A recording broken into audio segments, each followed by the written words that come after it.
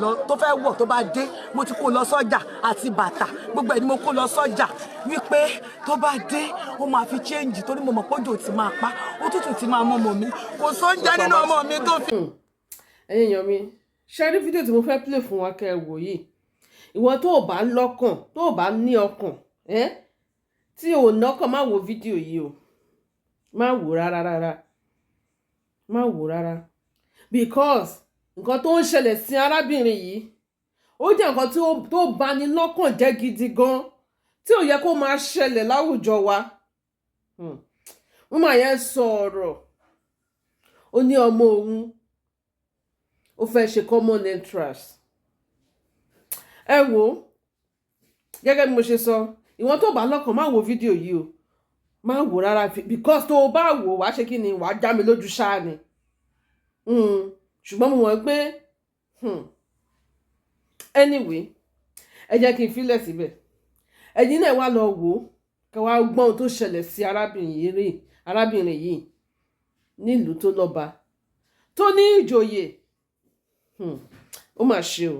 ẹ wá lọ wò ó. ṣàánú mi ẹ gbà mí ogun ìpọ ọkọ òyọjú látànà òyọjú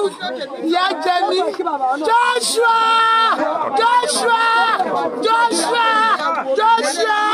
ayé mi o ayé mi ọmọ mi dà bàbá àwọn ọmọ mi ẹ jọ ẹni ajé ọmọdé dúró yìí ẹ jẹ́ àlọ́ wa dábì ṣe mí lóògùn ẹ̀mọ́ ẹ wá lọ bá mi wá ṣé mi nìkan ni ogun ìpọ o ẹ ṣàánú mi.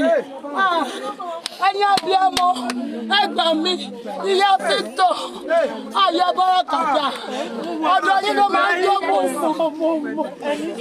ọ̀dọ̀ yín ló máa ń jókòó sí níbo ni yóò ṣe ẹ bá mi wà ní ọ̀rọ̀kọ̀ mi bàbá wọn ti sá lọ látàná kò yọjú ẹ bá mi wà ọkọ mi àyà àtirúkà àwọn ìyá tó ń jẹ mí.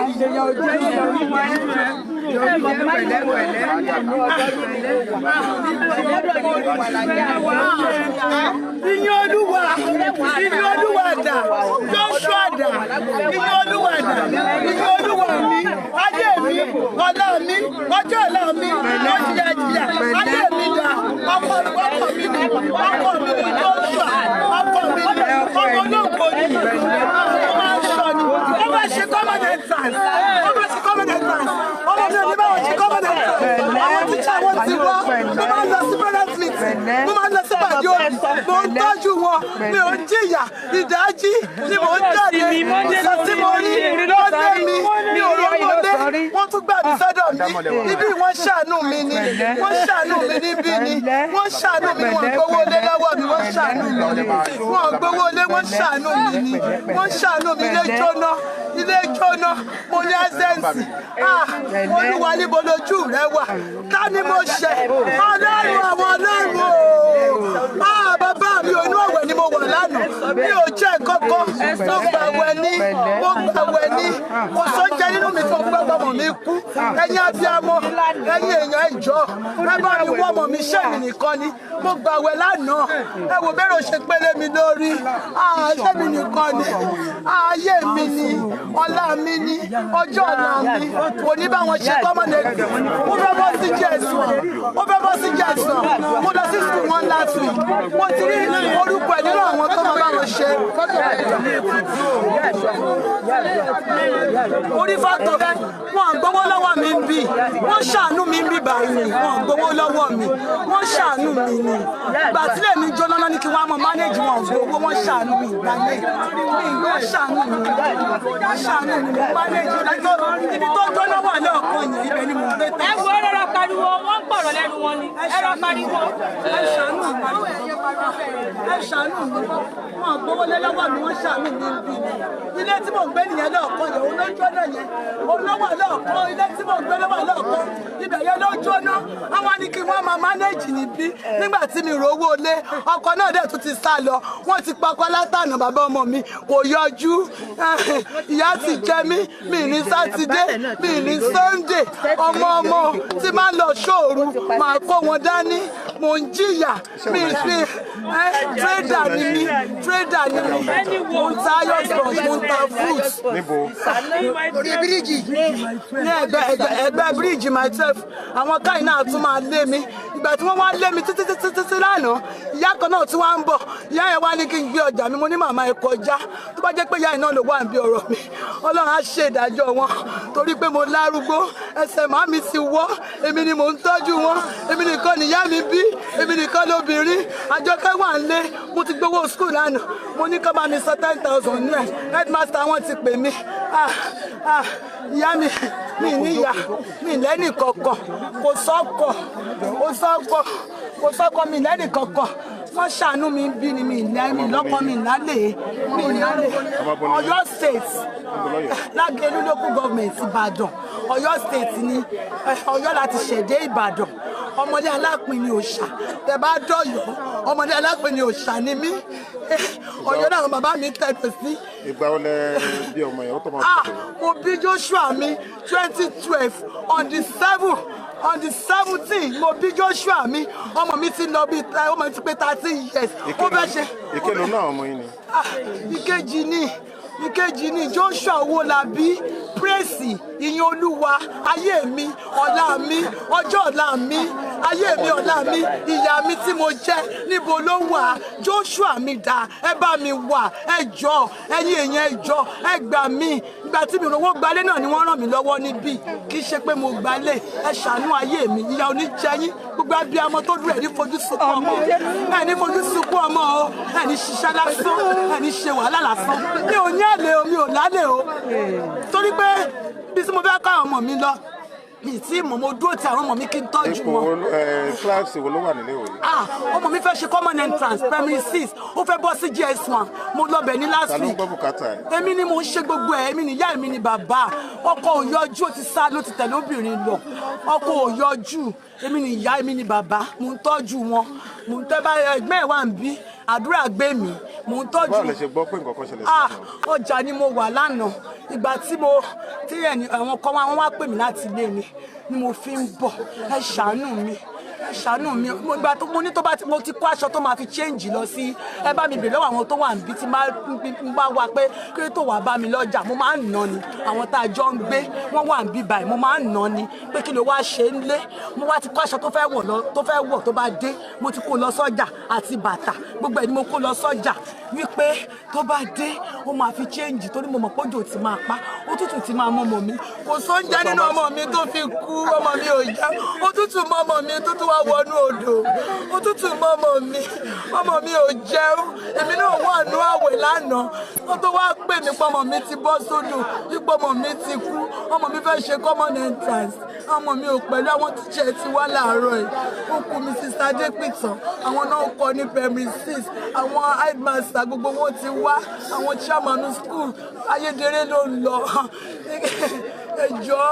ẹ bá mi wá tẹ̀jẹ́ fojú rí ẹjọ́ mo wá manage ń bí ni ilé mi jóná ni mo wá manage ń bí ni ẹjọ́ ẹ ṣàánú mi. níbo làwọn àbúrò ẹ wà. ẹ̀gbọ́n ló ní àdúrà gbé mi ó wà ń bí àdúrà yàrá bẹ́ẹ̀ ti gbọ́. ó gbọ́ látànù kò wá kò yọjú èmi náà ni mo ń ṣe bùkátà ìjọ ẹgbà mi ní ilé èèyàn ní ìlẹ́nì kankan bí ìjọ àwọn tí wọ́n gbà mí náà làwọn èèyàn mi àtàwọn tó dúró tì mí yìí àwọn tẹ́rí lọ́dọ̀ mi àwọn èèyàn mi náà ní ilé èèyàn ìyá ti jẹ mí gbé mo ti fojú sunkún ọmọ ẹ̀dúrà gbé mi Joshua àánú Olúwa pọ̀ ìyìn Olúwa Praise Àjọkẹ́ mo ní ó tún ní obìnrin kan ṣoṣo tí mo ní ìgbà tí mo wòye pé mi lè ráyè tẹ̀gẹ̀ màmí ti darúgbó wọn lè rìn mọ́ ọ̀dọ̀ màmá mi ló wà má sẹ́ndì owó skul mo ti pẹ́ headmaster wọn láàárọ̀ ẹ̀kan máa mi bẹ́ẹ̀ pé kán má lé ọmọ mi iye obìnrin tó wà ní skul kán jọ pẹ́gbọ́n rẹ̀ ló kú pé màá san owó iye tó má fẹ́ gbà lọ hospital ẹjọ́ màá san ẹ bá mi gbé ẹjọ́ ẹ̀yin èèyàn ẹ má wò mí ràn ẹ bá mi wá ọkọ mi ni ayé mi ni ọjọ́ ọ̀la mi ayé mi ni ẹjọ́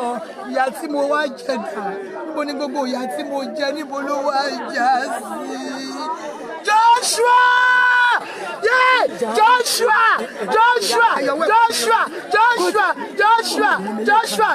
Joshua mi o ìyìn Olúwa dà praise dà wọ́n jókòó sẹ́nu ọ̀nà bí.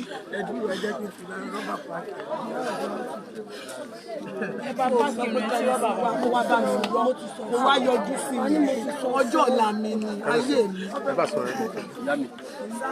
Ayé mi ni ọjọ́ ọ̀la mi ni mo jìyà púpọ̀. Irú ní ìṣẹ̀lẹ̀ wọn ti rí gbogbo wa náà mọ̀ kò sẹ́ni tí ó lè ṣe kò sẹ́ni tó lè ṣe kò ní bá wọn pẹ̀lú àwọn tó máa ṣe kọ́mẹ́ntì tí lọ́wọ́ orúkọ fọ́tò ẹ̀ wà ń bẹ̀. àwọn tó kù àsọjọ́ fún yín àwọn tó kù àsọjọ́ bá tèmi jẹ́ inú mi máa ń dùn sí wọn. ẹ̀yìn irúkú ọmọ mọ́ àjẹmọ́nú ẹ̀ làwọn ọmọ bá jẹ́ ọjọ́ orí mi lọ. àti pé bàbá ẹ̀ náà wọ́n jẹ́ bàbá ẹ̀ jẹ́ tí náà máa yọjú sí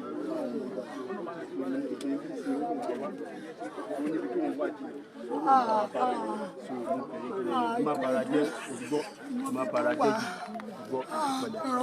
àní irú ẹ̀ mọ̀ Joshua tèmi ọjọ́ ọ̀la mi wọ́n ti pa ọmọ ológo mọ́ mi lọ́wọ́ wọ́n fìyà jẹ mí wọ́n ti pa ọmọ ológo wọ́n jẹ́ kí n jèrè iṣẹ́ mi wọ́n jẹ́ kí n jèrè ọmọ mi mo jìyà ìgbà tí mo fẹ́ bí Joshua wọ́n bá wọ́n kí glove sọ́wọ́ wọ́n ẹ̀sámì mi ẹ̀jẹ̀ wà níbi glove ọmọ òwúwa mo gbàdúrà pé Olúwa má jẹ́ rógun operation ìgbà tí wọ́n wá yọ glove ẹ̀jẹ̀ bá glove jáde ìgbà tó wá di ọ̀sẹ̀ kejì lọ́mọ mi wá ọmọ mi ó fine ọmọ mi ọmọ pupa ni ṣùgbọ́n bàbá ẹ̀ dúdú ẹ̀gbọ́n bàbá ẹ̀ kan ló jọ ọmọ mi fine ẹjọ́ ọmọ mi ọjọ́ ọ̀la mi present mi lọ́la ni dókítà mi lọ́la ni ó sọ yí pé iṣẹ́ pilot lòun fẹ́ ṣe tóun bá ti ka school tán lòun fẹ́ ṣe pilot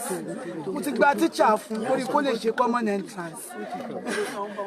àwọn ibi tó gbèwé sí tó gbé school bag sígbà tí ò rí mi ibi tí mo máa ń kiri lọ àwọn èèyàn àwọn àti bá wọ́n gbé lọ mo wá lọ ra yúnífọ́ọ̀mù mi mo rán fún ìgbà tí mo rán yúnífọ́ọ̀mù mi fún mo wá lọ sí school wọn last week mo wá ní mo fẹ́ ra school badge headmistress wọn náà ti wá láàárọ̀ yìí wọ́n láwọn rí mi pé mo wá béèrè school badge mo dẹ̀ ra wé mo wá níwèé tó kù àti reading book ẹni tó máa fẹ́ lò mo máa rà mo dẹ̀ máa sanwó common entrance torí wọn náà ni ò jẹun kó wọn kalẹ̀ pé kí n lọ lọ́kọ mi àìmọye ọkùnrin ló ń pè mí tó ń fowó tàn mí ṣùgbọ́n mo wò pé mi lè kó àwọn ọmọ mi lẹ̀ ìyà tó ń jẹ mí kó má jẹ mí tọmọtọmọ káwọn ọmọ mi náà jẹ́ èèyàn kan lè tọ́jú mi lọ́la mi ò wọ́kọ mi ò yálé o mi ò mọ bó ṣe ń yálé àwọn ọmọ yìí náà ni mò ń ìyá wọn náà ni mò ń jẹ kò wájú yẹ kó rí báyìí fún mi o kò yẹ kó tún rí báyìí fún mi Joshua mi dá ẹ jọ̀ọ́ ẹ gbà mí ẹ̀yin aráyé ẹ jọ̀ọ́ ẹ̀yin abiyamọ lẹ dúró yìí ẹ mú mi lọ síbi tó ẹ bá mi yọ má sanwó hospital ẹ jọ̀ọ́ máa wówó ẹ jọ̀ọ́ ẹ ṣàánú mi ìyà ti jẹ mí ẹlẹ́dàá mi a má pe tèmi níyà praise yín Olúwa owó la bí ẹ jọ̀ọ́ owó la bí ẹ jọ̀ọ́ yín Olúwa dà ọlá mi dà ayé mi dà ẹni bí ọkàn mi dà ìfẹ́ mi ọkọ mi Joshua mi adé mi ògo mi ọlá mi ayé mi ògo mi dà ayé mi dà ẹ bá mi wá ayé mi dà ẹ̀mí mímọ́ o ìyà ti jẹ mí Ọlọ́run o ìyà ti jẹ mí Olúwa mo gbàwẹ̀ lánàá ó ti farapamọ́ jẹ mí níyà ó ti.